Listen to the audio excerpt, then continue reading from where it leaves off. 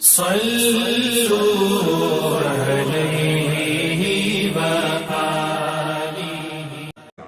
بخاری حدیث نمبر 89۔ حضرت عمر سے روایت ہے کہ میں اور میرا ایک انصاری پڑوسی دونوں اطراف مدینہ کے ایک گاؤں بنی امیہ بن زید میں رہتے تھے، جو مدینے کے پورب کی طرف بلند گاؤں میں سے ہے۔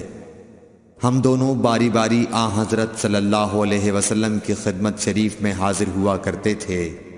ایک دن وہ آتا، ایک دن میں آتا۔ جس دن میں آتا اس دن کی وحی کی اور رسول اللہ صلی اللہ علیہ وسلم کی فرمودہ دیگر باتوں کی اس کو خبر دے دیتا تھا، اور جب وہ آتا تو وہ بھی اسی طرح کرتا۔ تو ایک دن وہ میرا انصاری ساتھی اپنی باری کے روز حاضر خدمت ہوا۔ جب واپس آیا تو اس نے میرا دروازہ بہت زور سے کھٹکھٹایا اور میرے بارے میں پوچھا، کیا عمر یہاں ہیں؟ میں گھبرا کر اس کے پاس آیا۔ وہ کہنے لگا کہ ایک بڑا معاملہ پیش آ گیا ہے، یعنی رسول اللہ صلی اللہ علیہ وسلم نے اپنی بیویوں کو طلاق دے دی ہے۔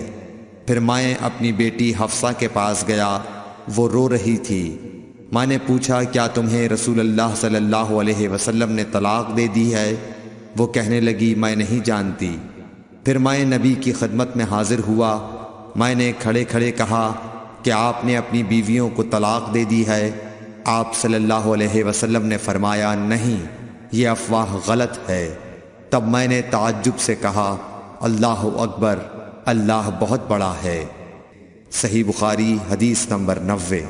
ایک شخص حزم بن ابی کعب نے رسول اللہ کی خدمت میں آ کر عرض کیا، یا رسول اللہ، فلاں شخص معاذ بن جبل لمبی نماز پڑھاتے ہیں، اس لیے میں جماعت کی نماز میں شریک نہیں ہو سکتا، کیونکہ میں دن بھر اونٹ چرانے کی وجہ سے رات کو تھک کر چکنا چور ہوتا ہوں اور طویل قرات سننے کی طاقت نہیں رکھتا۔